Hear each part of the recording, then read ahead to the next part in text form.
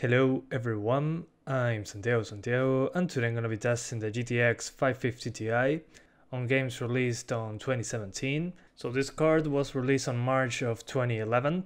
It's compatible with DirectX 11 and DirectX 12, but it only has 1GB of VRAM. That's one of the problems that we will have with this card testing new games, because they are using more and more VRAM. It also has a 192-bit bus. I wish the modern budget cards had that wide of a bus, but unfortunately they only have 128-bit buses. And NVIDIA recommends a 400-watt power supply for the whole system that is running this card. It uses a 6-pin connector, which is insane to think that right now a GTX 1060 can use a 6-pin connector only. And I paired this with a G4560 with 8GB of RAM. So let's get started, shall we? Okay, so we start with Assassin's Creed Origins. We'll be testing 720p with the lowest settings. And this is a big open world game, requires a lot of VRAM, a lot of CPU, but the CPU thing with the DRM, I'm not sure what's going on with that. Anyway, this is a GPU test, and you'll see that it's below 20 frames per second by just running around in Alexandria on the rooftops and all that kind of stuff. And the GPU is over 90% usage, so this is a GPU bottleneck here. And for some reason the trees are flickering, which is weird as well. But in a few seconds I'll just switch to 50% resolution scale, which will be 50% of 720p. And the game still has trouble hitting 30 frames per second. So I would avoid Assassin's Creed Origins with this card. This game is very demanding on the GPU already.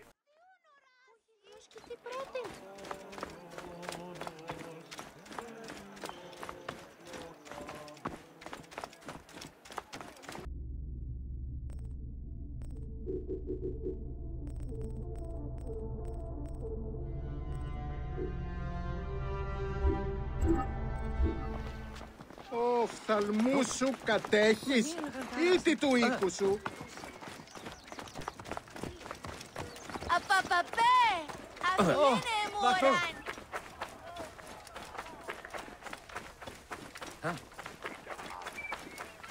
Κερίν! Oi, της Μέιζον!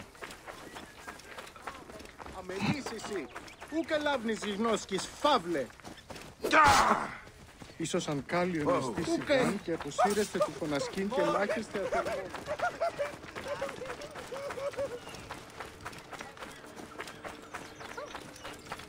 Όχι, της μίζωνος αυτοσύνης. Όποτε όρατα διάφορα. Όποτε διδάσκεσαι Ελλάδιν, είπα πρώην και εχθές.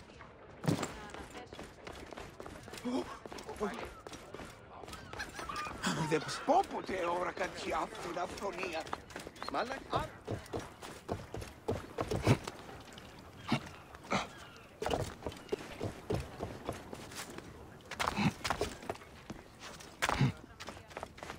Μπράβο, Θεέ.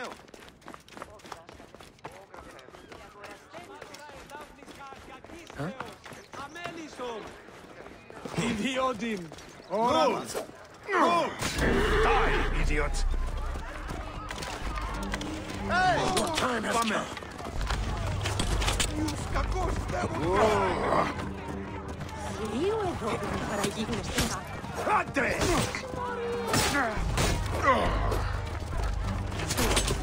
Divinity Original Sin II. This time I'll be doing 900p with the lowest settings. As you can see there in the options menu, I just turned on shadows so the game looks less flat, for saying it some way. And well, so far the game, while moving around in places with a lot of foliage or just into that main area at the beginning of the game, is quite stable at over 30 frames per second. But once you start fighting, there's a lot of fire on screen, for example, or a lot of effects at once, it can drop to the 20s. But in this case, I don't think it's a bad thing at all. I mean, this game is not like a shooter where you're constantly in control of the game, just aiming and trying to be accurate. This one is a turn-based game. You just have pretty much infinite time to click on what you want to do.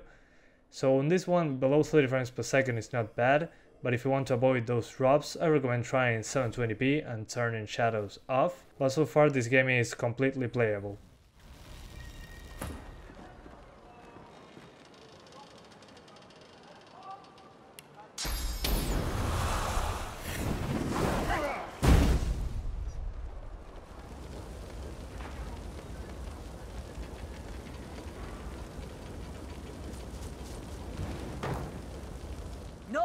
Not like this. I won't let them.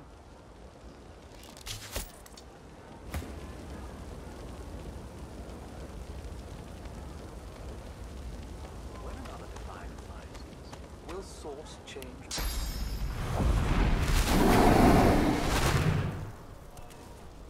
Yet so quickly, we find source so dangerous.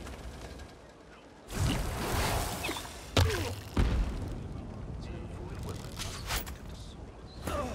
When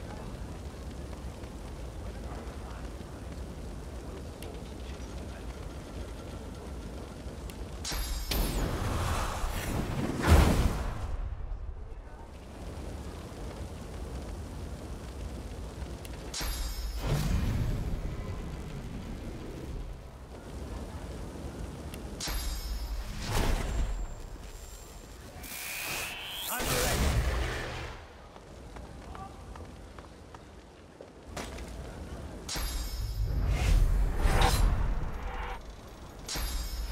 In Justice 2, I'll be doing 1024 by 768 with dynamic resolution enabled, so we can just get some lower resolution than that.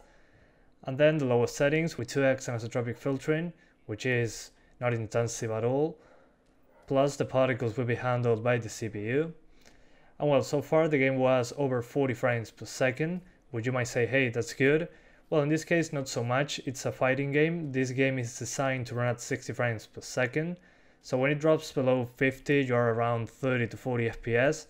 The game feels like it's playing in slow motion or close to a slow motion. Since I'm used to play this at 60, it's quite hard for me to enjoy it that way. But if you never played this game, it might be an acceptable experience. I'm not sure, it all depends on your taste, I guess. But yeah, so far the game is running. This is the lowest of the lowest that you can use in the settings department.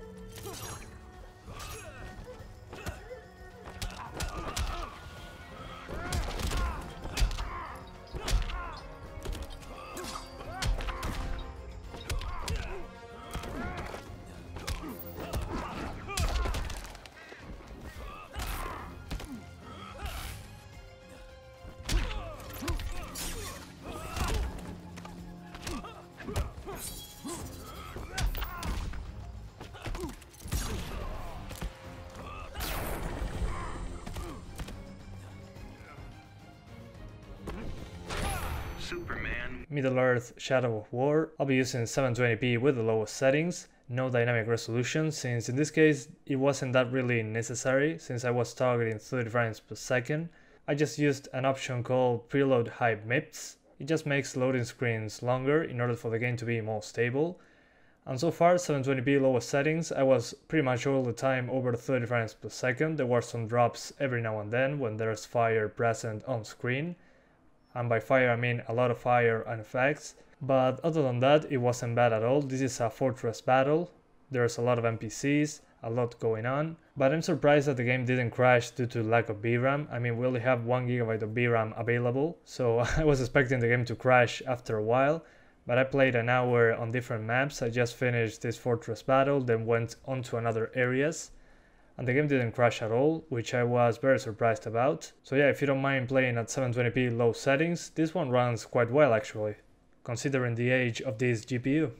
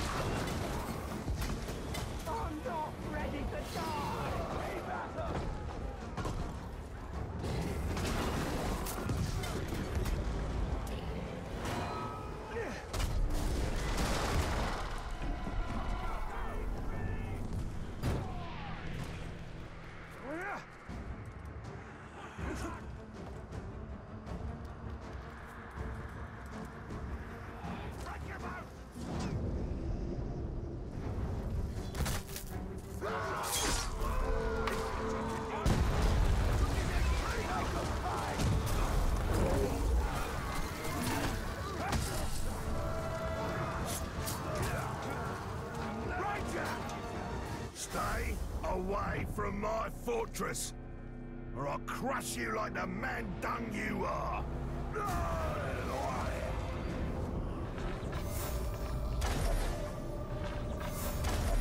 Yes, right then. Let's go and do it. Oh, you filthy man.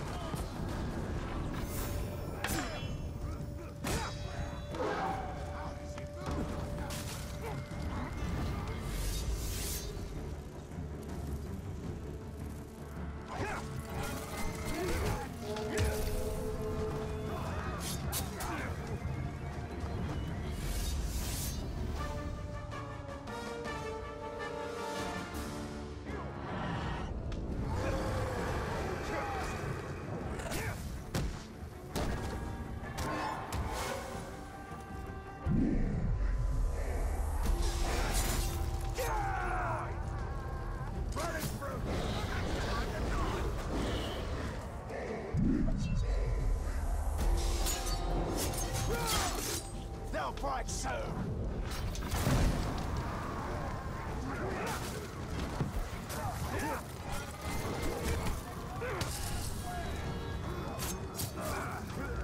Star Wars Battlefront 2, I'll be doing 720p with the lowest settings once again, and some of the filmic effects and film grain disabled as well, since I don't really like those effects. And I went into a place that had foliage and some geometry here and there, with as many NPCs on screen as possible. So I just went into the arcade mode, and there are many stormtroopers in this area, and there's foliage and there's shadows, geometry, all that kind of stuff. Despite the 1GB of VRAM, once again, the game is mostly stable. You can see the frame times in the bottom left corner of the video in that graph. You'll see some spikes every now and then, but nothing unplayable. I was enjoying my time with this game so far. So yeah, Battlefront 2 with this configuration seems to be running fine. You can also try 900p if you want, but I saw some drops below 30 frames per second, plus some extra stutter. It seems to be just due to the VRAM, since 900p will use more VRAM, so keep that in mind.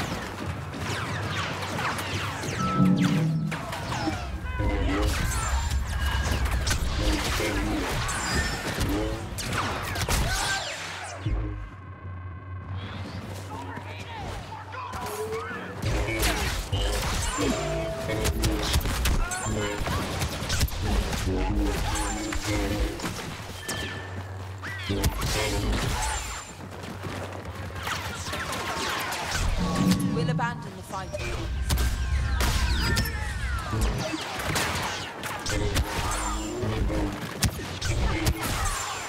The Evil Within 2, I'll be using 800 by 600 on the lowest settings possible, because the game at 720p or 1024 by 768 was below 30 frames per second all the time, despite not using all the GPU power available, like it happens on all GPUs on this game. It was using just 70 to 80% of the GPU. I cannot really explain why. It seems to be just a problem with optimization. Even on my GTX 1060, it doesn't use the GPU at 100% no matter the CPU I put here. But it was enough to be over 30 frames per second, as you can see on screen. I'm just shooting some zombies there or whatever they are. It runs very stable. You can see the frame times there at the top right corner. Despite the game not having a texture quality option, 1GB of VRAM seems to still be enough. Not sure how that's even possible. But yeah, even when fire shows up or explosion or something like that, the game still stays over 30 frames per second. So I find that very impressive.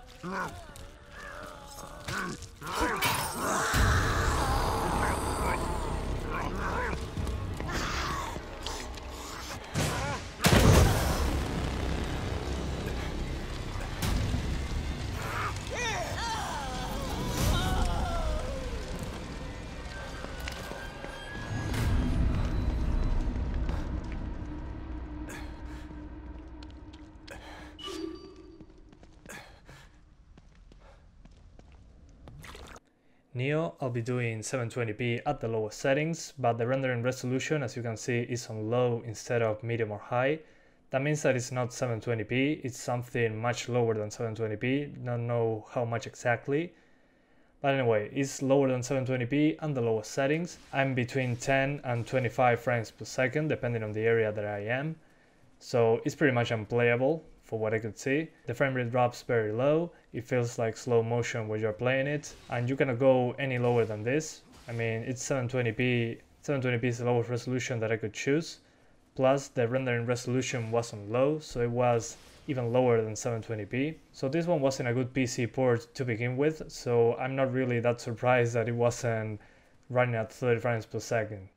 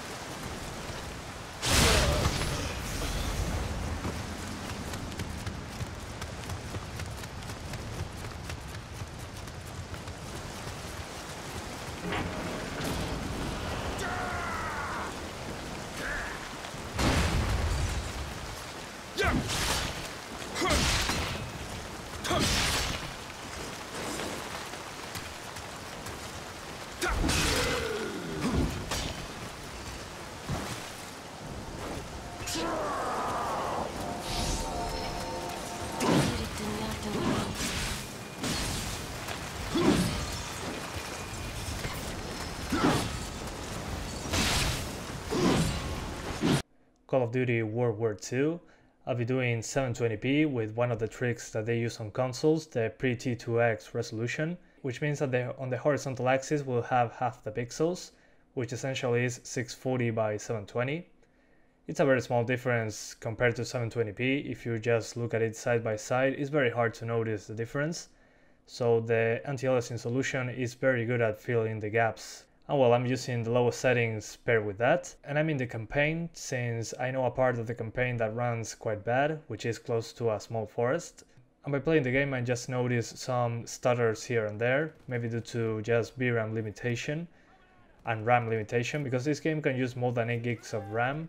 I only have 8 gigs installed, but it didn't make a huge difference to put 8 gigabytes more in this case. Most of the time was between 45 and 50, but there were some drops to 30 and sometimes it went up to 60 in the less demanding areas. So keep that in mind. But yeah, so far I feel like the game is completely playable.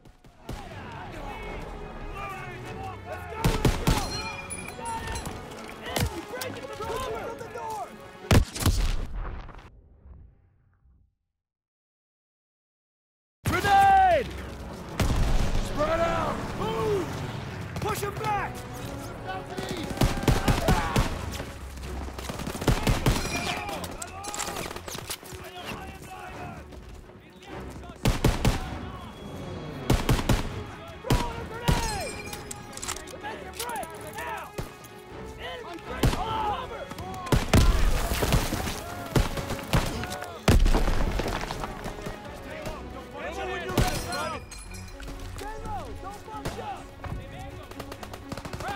ammo, sir! It's here, Private!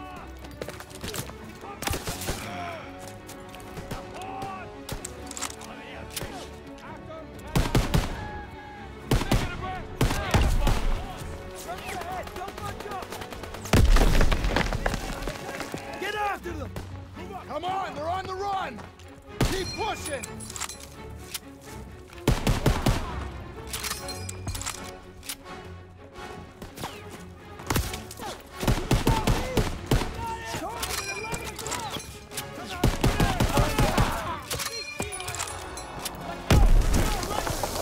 Down! You two, secure those prisoners! Daniels, keep us moving! Here they come! There's the black gun! Getting close! Don't shoot, man, they're killing our tanks! Armor needs our support! We're gonna take the AA gun behind that tree line! There's the AA gun! Let's clean up these crowds and help our tanks out! Moving in from the southwest! Could use some ammo, sir! It's here, Private! Daniel, first aid kit ready for you!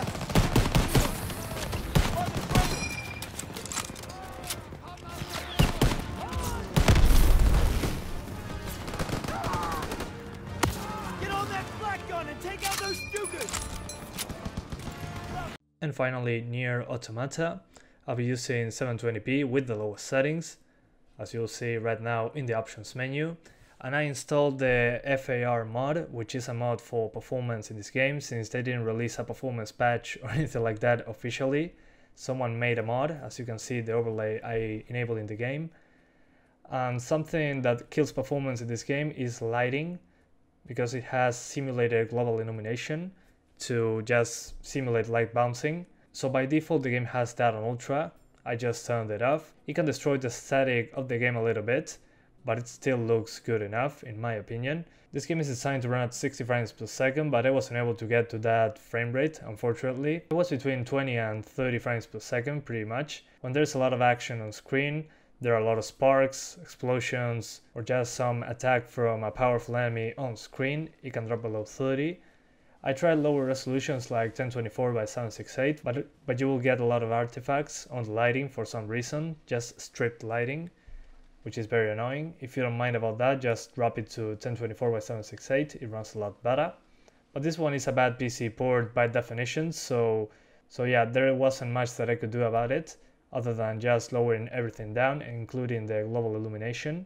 But if you overclock the GTX 550 Ti a little bit, you might be able to be over 30 more often. So well guys, conclusion time. The GTX 550 Ti surprised me, to be honest. I wasn't expecting to be running any of these games at acceptable frame rates. Nioh and Assassin's Creed Origins were running awful, below 30 frames per second all the time pretty much. Those are the ones that I wouldn't even recommend to play with this GPU. Injustice 2 was at around 40 frames per second, but since it was designed to run at 60, it feels like you're playing in slow motion. If you don't really mind too much about that, just play Injustice 2. And well, NieR Automata is a bad PC port, so I was expecting it to run terribly bad, but it wasn't as bad as I expected. It's a card from 2011, only 1GB of VRAM, so yeah, it's an old card, that means that it's very cheap. I wouldn't recommend buying one today, unless you get it for a very low price, but I just borrowed this old card from a friend that doesn't use it anymore. And I thought it would be interesting to test modern games with this.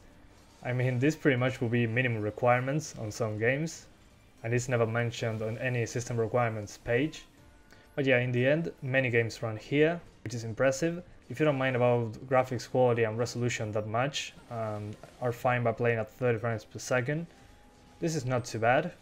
If you get it used on eBay very cheap, even on my country, it's a very cheap GPU.